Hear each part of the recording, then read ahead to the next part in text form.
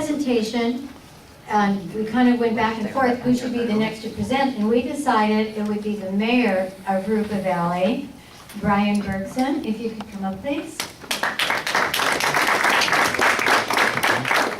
And I'm going to let you introduce yourself. I don't have a bio on you. Okay, great. Thank you, everybody, for being here tonight.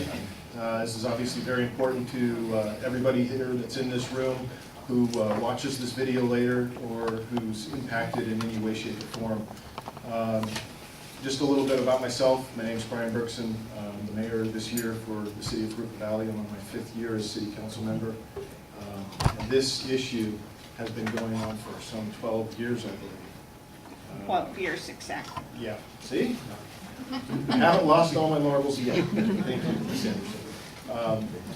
Let's see, I have 3 children, a wonderful wife of 20 years. We've lived in the Glen Avon area of Jurupa Valley for about 15 and a half years now. So we're embedded and invested in the community. So let's talk about this monstrosity. This affects many of you in different ways, but I believe it affects every single person in here. Whether you are just driving down the freeway and you see these lattice towers that stick up 100 feet in the air, side by side, about every 400 or 500 feet you'll see another set of them with huge wires taking away the landscape. If anybody has ever driven down the 710 or the 110 freeway in Long Beach, or between the 405 and the 105, for example, if you've driven down that path, you have seen, I don't know if we have a picture we could put up of some of those towers, but those exist over there just exactly like they would here along the freeway, and they look just absolutely disgusting. So if you've been there, you know what I'm talking about, and if you haven't, you're not missing anything, but really nastiness. This project has gone through some iterations, and there was an agreement that was reached with the Riverbend community here in Jurupa Valley. That's a Lennar development, and they, on their own, worked out something with Edison to underground this section here to accommodate their new houses, their tract. But that is only for them. It doesn't affect anybody else that's outside their little territory.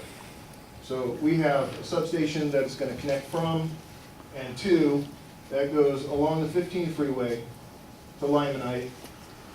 Then it undergrounds for 2 miles, and then it comes back up at the river. Goes down the river, crosses the river, goes through a wildlife area, and there's nothing I can say that makes this pleasant, except, let me give you a few facts that might make it palatable. My theory was, when this first came to me, my opinion was, well, they've gone for 9 years, 3 years ago, without this reliability line. Do they really need it? I haven't heard of any major catastrophes in Riverside since I've lived here. Well, okay, I'm past that. Fine, they need a second opportunity to have power in case something does happen. But to put everybody else out just because they need the second power line, it's not okay the way that they're doing this. I work for a developer, so I plan projects, new residential communities all over Southern California. I've been doing that for, gosh, 20-something years. And I understand, if you didn't know this, there's an interesting rule with Edison.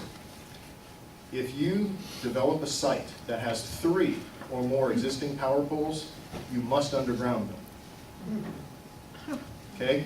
Must. Every city that I've ever worked in requires that same condition of approval. It's an Edison condition, it's a standard condition, you'll see it everywhere. But yet, when the big power guys want to come in and build their own thing, all that goes out the window. Let's put it in above ground, it'll save us money. Well, let me give you some more facts that we've uncovered recently that is being very helpful to get this out there and have people understand that there truly really is not a huge discrepancy between the cost to underground or overhead. And here's why.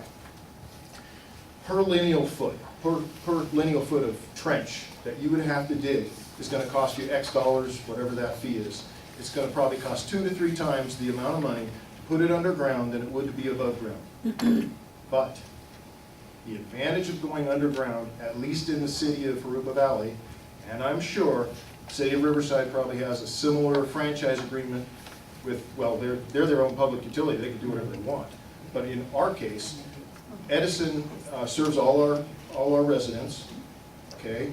And they have a franchise agreement in the city that allows them to access our streets, any public right-of-way, and put their cables in the ground, and we don't charge them for the land. They don't pay for that.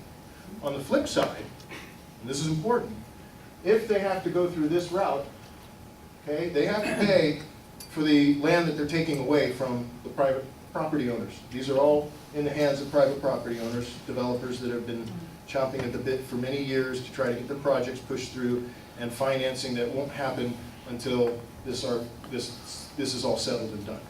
You know, investors don't want to put money into something and find out, oh wait, we got to stop building it because now the project was approved and you got to rip something down, or now there's these towers behind you and we're not going to support that any longer.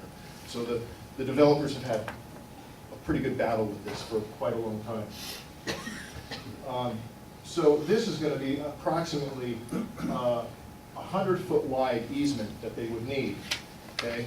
And in addition to that, where every tower is, about 400 to 500 feet, just an approximation, I don't know the exact number between each tower, those also have bigger circumferences around those in case those fall over. Wow. So you have quite a tremendous amount of lost property by going above ground. We've gotten some financial indicators that tell us the city of Jurupa Valley, just our city, is losing approximately $2 million a year in lost revenue because of this project. You know, if it goes through above ground, that's what our loss will be. And every year that it's not decided on, that's what our loss is currently. So we continue to have loss that we could, you know, bring the developers in, get things going, but until this is settled, that's a problem for us. And it's not just economics, it's physical. There is a huge park and new community center that's going to be designed right over here in this area, okay, Vernola. The poles would be right behind it.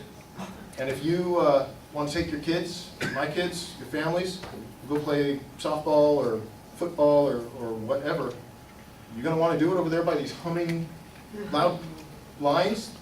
I mean, forget the fact that there's studies that say there's nothing wrong with these frequencies, there's studies that say there are things wrong. That's a battle that we all know will go on and on and on.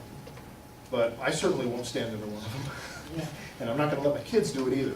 So you spend all kinds of money and invest in nice facilities that aren't going to be used. So, I mean, I could go on. There are tons of things like that I could express to you.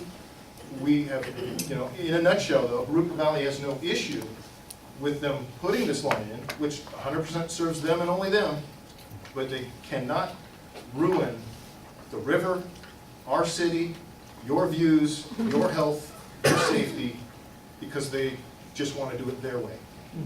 You know, if I want to do something in my life, I have to pay for it. They don't have to pay but one.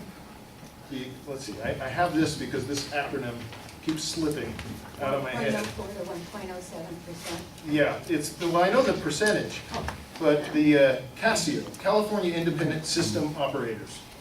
So they're the agency that told Riverside, you have to install this line.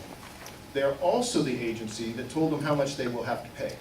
And they said the residents will pay 1.04 to 1.07% of the cost of this entire project over the life of the project, which equates, in essence, to maybe 10 cents a year per person. That's a Riverside ratepayer, an RPU ratepayer.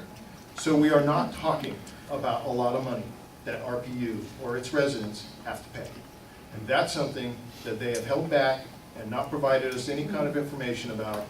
And when we saw some things circulating by some other interested parties on the other side of the scale, we had to step up, and our city council signed a letter 5-0 that put these facts out and said, you know, enough of the misrepresentation. Here's the facts as we know them, and that were provided by the agency that told you to do this. They're the ones that have the exact information. So it's not like we had some consultant on our side that we paid. No, this was the California group that is responsible for this. So I'm here for questions and all that in a few minutes. I know my co-partner over here is going to speak next, but I thank you for your time, and we really look forward to your support in demanding that if this gets installed, it must be done underground, period.